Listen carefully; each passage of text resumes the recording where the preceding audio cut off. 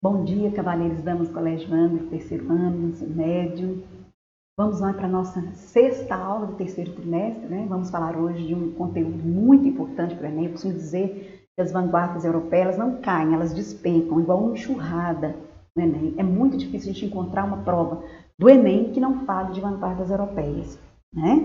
Então, dada a importância do contexto histórico em que elas acontecem, dada a repercussão e o papel importante que elas têm, né, para o contexto não só da literatura, mas das artes de maneira geral, né? E essa semana, mais ainda, né, nós temos aí uma prova trimestral, né, essa semana, e então vale a pena para duas coisas, né? Revisitar esse vídeo aqui para uma revisão bacana para a prova trimestral, né? E também nos preparando para o Enem, que nós estamos aí na nossa reta final, né? Estamos na apostila 4, nosso material Bernoulli, página 129, os números 1 e 2, façam a tarefa, vale a pena, né?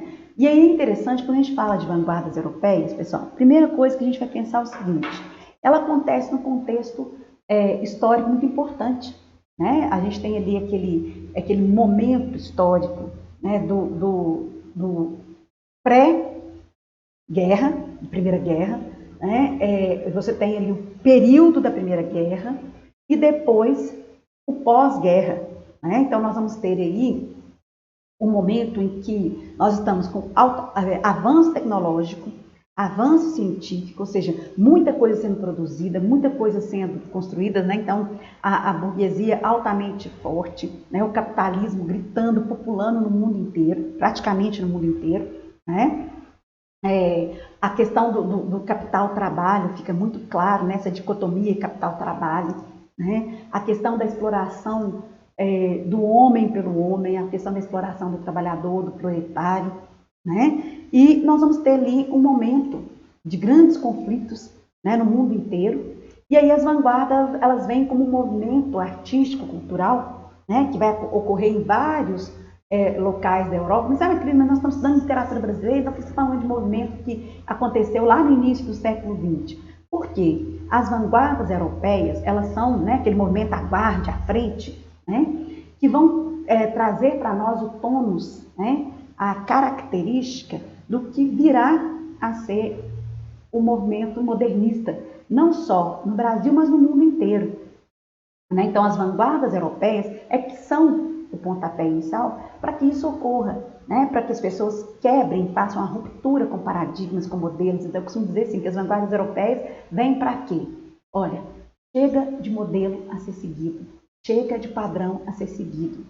Né? A arte é arte em qualquer lugar, em qualquer momento, na rua, no museu, nas academias. Arte é a expressão do que o homem é, dentro do seu contexto, fora do seu contexto, com compromisso com a realidade, sem compromisso com a realidade, arte é arte. Né? E aí ele vai influenciar, as vanguardas europeias vão influenciar a pintura, a escultura, a literatura, o cinema, o teatro, a música e muitas outras coisas. Né? Então ele vai mostrar uma arte sem cânone, uma arte que não tem um padrão a ser seguido. Né? E isso eu acho muito bacana das vanguardas europeias, que é o mote principal também da arte modernista. Né? E aí a gente tem, como eu disse para vocês, um advento, né, da Revolução Industrial, a Primeira Guerra, o início do século XX, a sociedade em diversas transformações, e aí surge, né, esse movimento artístico que é o quê? Chocar, provocar. Eu digo que as vanguardas europeias são a arte da provocação. Né? Então, ou seja, vamos romper com o padrão. É a arte da ruptura, né? da ausência de padrão, a ausência de modelo a ser seguido.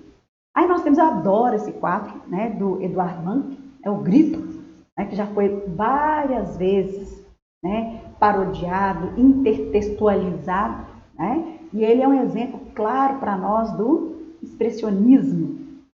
Né? Então a gente fala que as vanguardas europeias são as vanguardas, né, a literatura dos ismos, a arte dos ismos, né? E o expressionismo ele surge na Alemanha, né?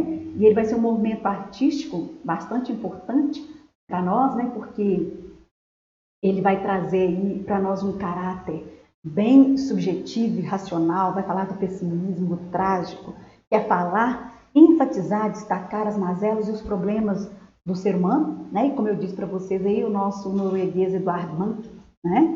Tem, cada um pronuncia de um jeito aí, vai trazer para nós aí uma das obras mais emblemáticas, que é o Grito, né? Aí temos uma outra obra que é chamada de Fauvismo, né? Olha que obra divertida, interessante, né? Ela é um estilo baseado na intensidade cromática, ou seja, na intensidade das cores, na simplificação das formas, né? Utilização de cores puras, né? E sem compromisso. É interessante demais a gente observar aí, né? Os criptos falvis, né? Os feras em português, uma rejeição, são chamados aí como uma rejeição ao novo modo de pintar. Então nós temos nomes importantes aí, né? Como Henri Matisse, né? E nós vamos ter uma obra que a simplicidade é a essência. Então, quando eu penso em fauvismo, eu costumo falar muito disso: intensidade de cores, simplicidade de formas e cores puras. Então, guardem essas palavras aí. Não poderíamos não falar, né, do cubismo e pensar também, né, em Pablo Picasso. Falou em cubismo, fala de Pablo Picasso. E fala-se de quê? De geometrização das formas, né? Então, o movimento artístico aí pautado na geometrização. Então, o nome mais importante que nós temos, né, é o pintor espanhol Pablo Picasso, né? E nós temos outros representantes aí, Juan Gris, Georges Braque, né? E essa corrente ela teve inspiração no trabalho artístico de Cézanne, né, que se replicou em duas vertentes, né, o cubismo analítico, depois o cubismo sintético também. Né? No cubismo analítico, as formas e as figuras são tão desconstruídas, tão fragmentadas, que de uma certa forma a gente fala que elas ficaram até meio que irreconhecíveis. Né? Já no cubismo sintético, os artistas voltam a representar a representação figurativa, mas não com uma abordagem realista dos temas. Então, jamais uma abordagem realista dos temas. A gente precisa lembrar que o cubismo ele traz a geometrização, a decomposição de formas, né? No Brasil vai influenciar Tarsila do Amaral, Vicente do Rego Monteiro, né? Que são personagens importantíssimos para nós. O futurismo, acho muito massa, muito engraçado, né? Essa forma, essa vanguarda, né? Porque ela vai valorizar o ferro, o aço, o avanço tecnológico, a modernidade. E o movimento futurista, né, ele foi encabeçado aí pelo italiano Filippo Marinetti, né, que lançou até um manifesto chamado Manifesto Futurista, né, e eles tinham uma característica muito interessante, que era a valorização, né, do intenso, do moderno. Eles queriam que a arte representasse, né, a modernidade, de uma certa forma até, vamos falar da violência, do culto ao futuro, das ideias progressistas, né.